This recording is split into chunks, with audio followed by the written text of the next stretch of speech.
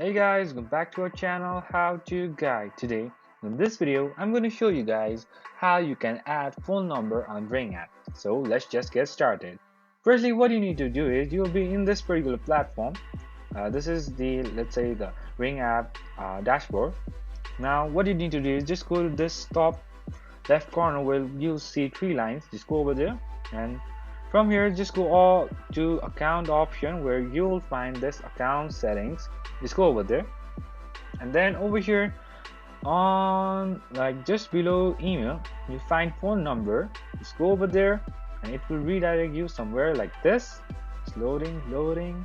Have some patience, guys. And now you can see over here just below email you'll find this phone number, and there you'll find the add option. Just go over there, and from over here you can add your number.